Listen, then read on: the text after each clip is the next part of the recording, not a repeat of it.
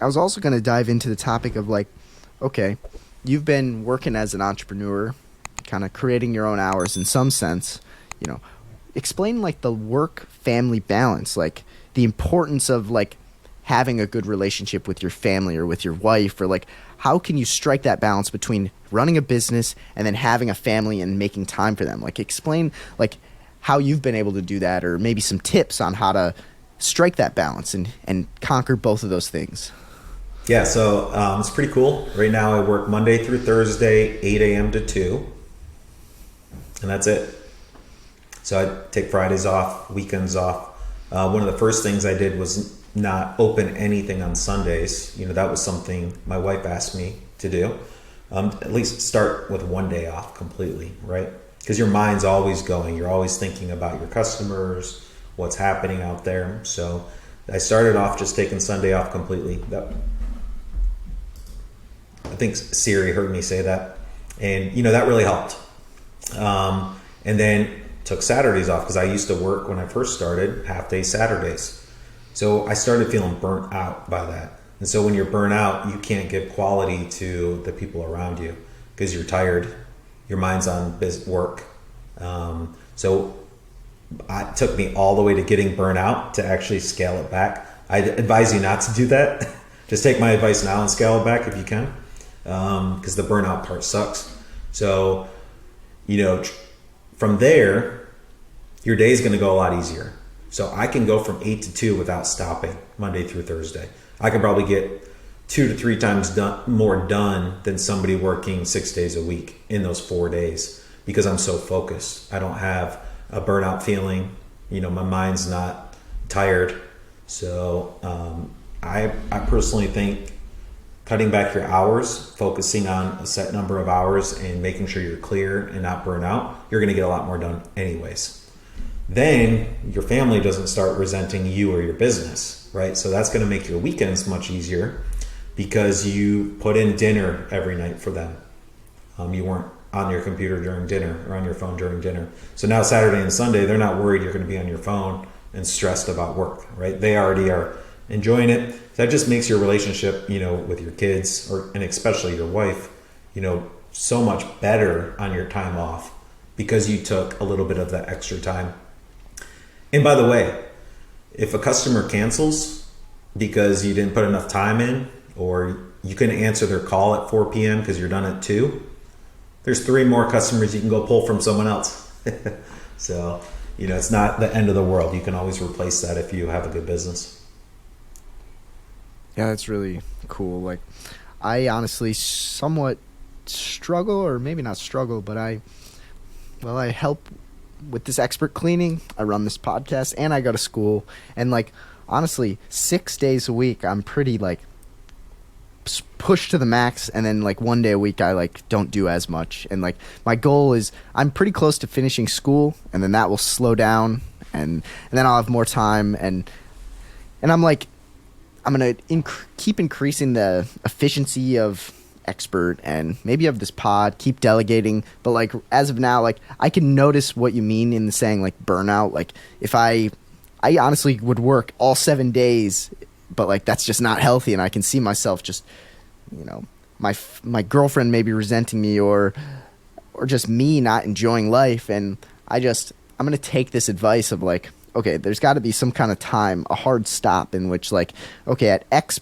o'clock, just don't open your email, don't go to social media, just be present with yourself or with your family or with your friends and enjoy a meal. And it's going to be okay if an email or a message came in, you'll get it tomorrow. And like, that's something I got to learn personally. And like, I'm glad that you've been able to implement that. That's really cool. Yeah. And if you think about it that way too, that if I do take the time, right, you're actually going to get more done when you are working to make up for that. You can make up time by being an expert at what you're doing. You're going to, just like with the expert cleaning business, the more you learn that, the more of an expert you become. You're going to probably do things 3 or 4 times faster than anyone else in that industry, especially if you're fresh and you're ready and you're motivated that day. The more you work, the less efficient you are also, right? So if you're doing 7 days a week, you're probably not getting too much done with Facebook over on the side and doing this and that. But if you can say, these are my hours and I'm going to nail it, I'm going to get it done, and I have till 2 and I'm going to get everything done today, that goes a long way. Yeah, that's really good. And then also, like, when you're working this 8 to 2 shift, super focused, do you have your phone somewhere else? Like, how do you not, like, do you still get distractions, or have you been better at, like, removing the distractions, or being better at, like, okay, I'm not going to check Facebook, or, like, or do you, like, explain what strategies you might use for that? Because, like, you know, sometimes you get distracted. Oh, I worked 6 hours, but really, I probably only worked 4, if I'm honest, you know, like, that happens to me sometimes. I deleted them all from my phone.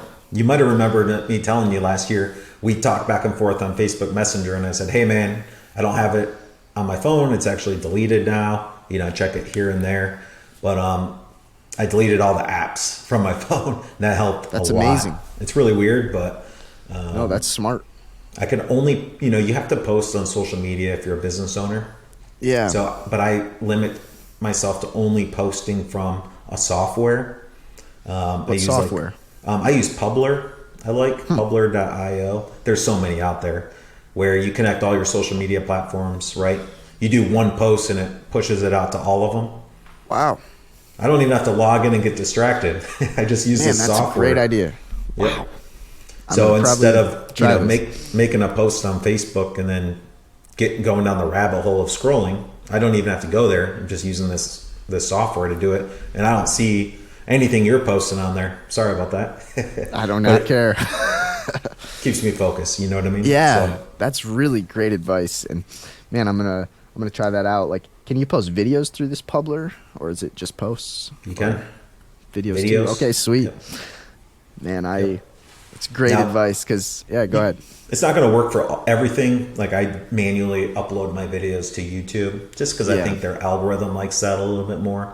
But I'm also not, you know, I watch YouTube at night too to watch my favorite mountain bike videos. So you know, YouTube's after work activity. So I don't mind logging into it. I don't really go down the rabbit hole of that when you're in the studio, you know, the creator studio. So you're not seeing other people's videos. So certain things you might still do manually, but deleting from my phone was pretty cool. I thought I was going to hate it, but it's not bad. Yeah, it seems therapeutic. Like, there's this documentary called The Social Dilemma. I don't know if you've heard of it or seen it. I saw it. Yep. Yeah. And, like, I watched it 2 years ago, and then I deleted all social media for about a year. And then I started this pod, and then I was like, maybe I should get the social medias to start promoting it. But then I'm like, now I might have to switch to something like Publer, because I'm like, I see myself getting sucked in, and it's like, oh, I'm trying to be productive and, you know, promote my content, but then I waste time. And so it's a double-edged sword, but this seems like a great option. So yeah, that's awesome. Another thing I do just real quick is I have a checklist for myself daily. So it's a Monday through Thursday checklist, and I use paper.dropbox for that. Paper.dropbox? Yeah, it's like Dropbox's Google Doc. You know Google Doc. It's like that, but it has check marks. So I basically every day right at 8 a.m. I set up my checklist for the day, and I go through and check off every single thing, and then before I even get up and do anything else. So before you do that this morning, like you do it in the morning. Yep, I do a big one every Monday morning for the whole week. And then every morning I add, you know, things come up during the week, so I add on to it. But I can't get up and move and be done at 2 unless my checklist is hit. That helps me stay focused. Wow, that's really good advice. I might do the same thing. I have like a notes app on my phone that I have a checklist, but it's less regimented. It's more just general checklist, you know. Yep. Things I want to get done in the next week or 2 or 3 months, or, you know, but it's not like this day needs to get done. That throws some urgency at you. Yeah, it's got to, you know, I really like being super specific on it. And I even write the emails I need to respond to in there. So, you know, sometimes you forget to respond back to an email, but if I know I have to respond back to an email, I put it in my checklist, maybe for tomorrow. You write the actual email, or you say write an email? Write an email to Harley, you know, tomorrow. So. Yep. Got it.